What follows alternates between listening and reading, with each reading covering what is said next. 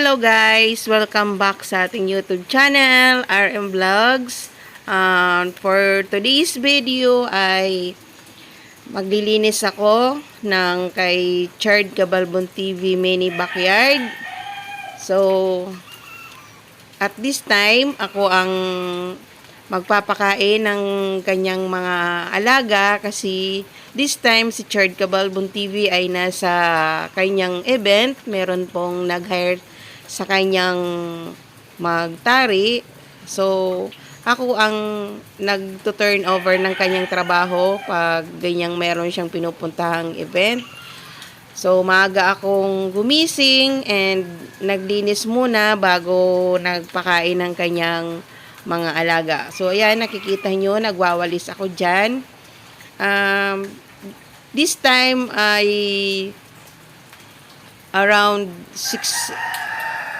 past 6 o'clock in the morning pa lang yan. Pero nakapagbukas na ako ng roll-up niyan. Bali, pag ganyang wala dito si Chard Cabalbon TV, may event siya, lahat ng gawain niya, ako ang gumagawa. Start the morning, magbubukas ng roll-up. Then, pagkatapos pong magbukas ng roll-up ng pinto ng building, ang gagawin ko naman po niyan, yan, kagaya ng nakikita nyo, naglilinis na po ako niyan. Tapos, magpapakain na ng mga alaga, magpapainom, yan, ganyan po yung gagawin ko. Tapos, proceed na po ako sa aking pangsariling house chore. Ganyan po lagi yung ginagawa ko every time na wala po dyan si Chard Cabalbon TV. From the morning to the evening po, kung ano man yung ginagawa niya, ako po ang gumagawa niyan. So, kailangan lagi din malinis at ayoko rin pong madumi yung paligid namin. Kaya, ayan, linis muna talaga ang unang-una kong ginagawa. Tapos, ayan, yung aking mga bantay. Busy rin sila kung ano-ano yung kalukuhang ginagawa. Yan. Nakabantay yan sa akin ng mga yan. Kung makikita nyo po. Ano sila ngayon, yung mga alaga ko parang nasa hit sila ngayon. Kaya ayan, may makikita kayo dyan sa videong ito ng mga kalukuhan nila. Ayan, bali yun si Jack Jack. Madalang nyo lang nakikita yan sa video kasi naaway ni Queen Queen yung kulay black dyan. And then, yan po yung sinasabi ko sa inyong si Pony. Yan po yung pumasok lang dito sa amin na pagala-gala lang dyan sa labas nung baby pa siya. O, ayan na po siya after 2 years. And then, yung wala pong buntot, siguro kilala nyo naman po si Joker yun. So, ayan po, linis-linis lang po ako dyan. Talagang sinisimot ko po.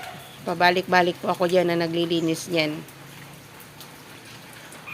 So, pagkatapos ko pong maglinis dyan, magpapakain na po ako ng mga alaga ni Chard Cabalbon TV. So, sana po panoorin nyo ako hanggang sa dulo sa aking journey pag wala po si Chard Cabalbon TV.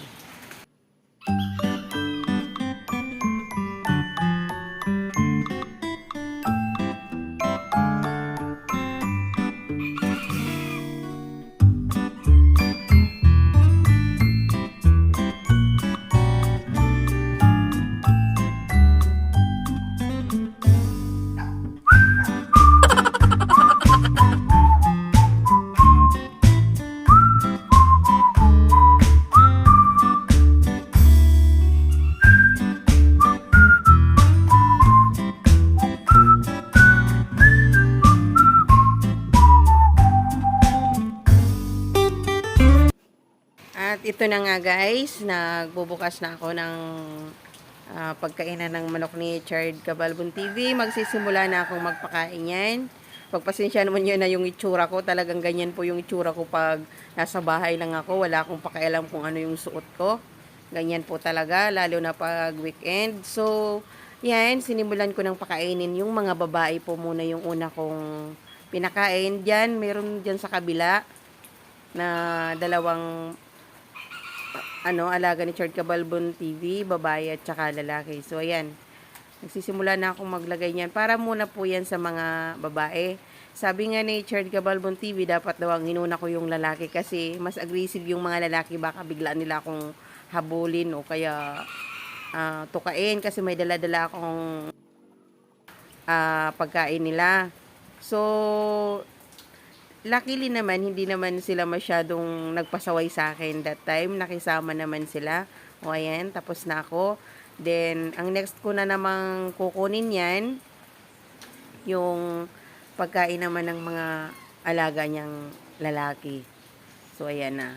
Ayan, binuksan ko na. Magkaiba po kasi ang pagkainan ng mga, or pagkain ng mga alaga niya. Buti na lamang, dalawang klase lang. Yung pagkain na iniiwan niya sa akin para sa mga alagang babae at tsaka alagang lalaki. So, ayan. Mas marami po kasi yung lalaki kaysa sa babae. Ang pinakaano lang naman po dyan yung talagang sa amin yung Rhode Island. So, ayan. Mga mababait naman sila. Ayan. Pero yung isa daw doon, sabi ni Chard Cabalbon TV, medyo matapang. So, ayan nga, pag bago ako, or the night before na alis si Chard Cabalbon TV, tinatanong ko kung alin dyan yung nanunuka or anong mga ugali nila. Kasi syempre, kailangan malaman ko para pangilagan ko ba yung mga ano niya, yung mga ugali ng bawat isa sa kanila. Kasi di ko naman kabisado yan dahil hindi ko naman talaga alaga yan. Kailangan matutunan natin at malaman natin. Kung tutusin talaga, before pa, lumaki ako sa pamilyang nag-aalaga ng manok. Pero, yun nga, never kong inano na mag-alaga ng manok. Kaso, nakapag-asawa ako ng isang magmamanok. And then, syempre wala namang ibang A few moments later. At yan na nga guys, magpapainom na ako ng tubig para sa kanila. Yan, medyo matagal akong magpainom sa kanila ng tubig kasi linilinisan ko muna isa-isa yung bawat kainan nila, binabanlawan ko. Kasi may mga buhangin, kaya kailangan na malinis ang mga tubig. Tapos, pag tanghali, chinecheck ko din yan sila kung meron pa ba silang tubig o kaya naman malinis pa ba yung inumin nilang tubig. Kasi hindi maiiwasan, di ba yung kumakalkal sila kasi buhangin po yan dyan. Natatalsikan yung mga tubigan nila ng buhangin. So, ginagawa ko pag tanghali, chinecheck ko yan sila kung malinis pa yung inuman nila or yung kulungan nila, maayos kasi baka bigla may makalabas tapos hindi ko namamalayan, may ano na sa kanila, may masaktan. Ayoko namang mangyari yun kasi syempre hindi maganda pag nangyari yung ganon. Kaya para maiwasan, is-secured. Pero sinasabi ko na rin kay Chard Cabalbon TV na dapat the night before o the day before, i-check na yan ng mabuti yung mga alaga niya. Kasi syempre, kako, pagkatapos kong pakainin ng mga yan, pagkatapos kong maglinis dyan sa pwesto niya yan, syempre, lilipat na ako dun sa pang-araw-araw kong gawain. So, that time pala is Sabado ata yung araw na ito. Yes, Sabado. So, pag ganyan talagang weekend, atupag po talaga dyan yung house chores namin. Maglalaba, maglilinis, at the same time, syempre, aasikaso ng pagkain. So, pag nasa kusina ka, ako, sa kanya, pag nasa kusina ako, gusto ko, alam kong secured sila kasi baka pagbalik ko, may hindi na magandang nangyari sa kanila. So, ayan nga guys, yan, nagpapainom lang ako ng tubig dyan sa kanila.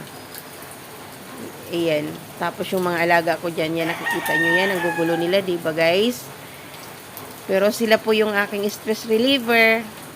Sila po yung nagpapasaya sa akin.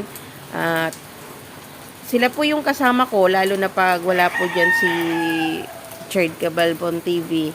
Sila po yung kasama ko. Sila po yung libangan ko din. Kung si Chard Cabalbon TV, yung mga alaga niya, yung libangan niya.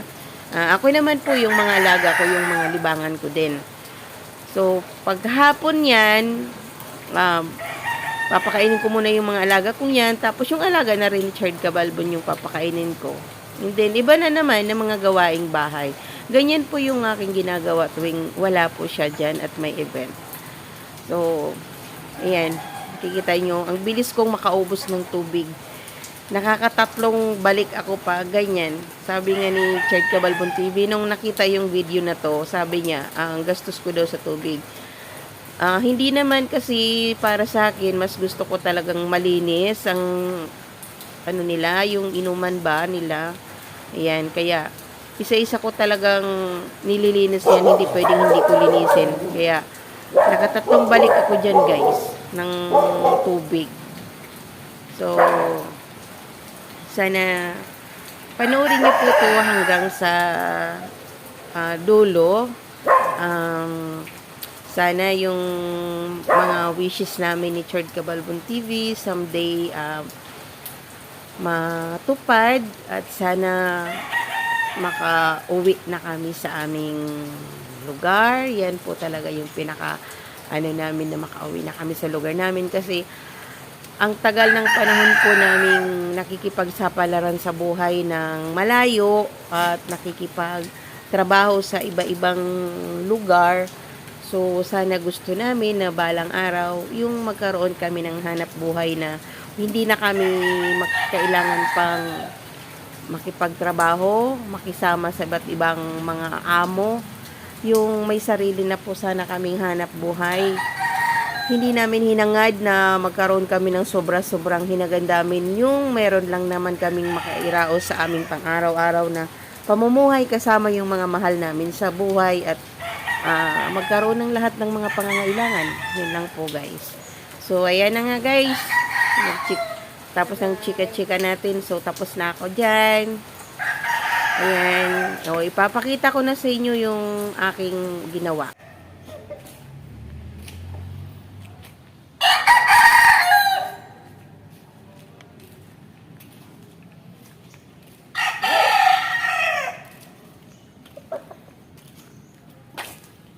Yan na guys, very clean. At napakain na natin yung mga alaga ni Chard Cabalbon TV. So, ayan. Mga busog na sila. Ayan. Meron isang babae dyan at saka isang lalaki. So, ito ang medyo nag-worry ako kaninang mapakain. Pero mabait naman siya kasi kagabi tinanong ko si Chard Cabalbon TV kung sino dyan yung nanunuka. Kasi takot talaga ako sa nanunukang manok. Alam mo yon, baka kasi hindi ko mapagtimping sarili ko. Char. Basta ayokong tinutuka ako, ayokong nasasaktan ako ng mga alaga niya. So, kaya habang bago pa, tinatanong ko na. So, yan na nga guys. Nakapagwalis na ako dito sa kanyang munting backyard. So, yan.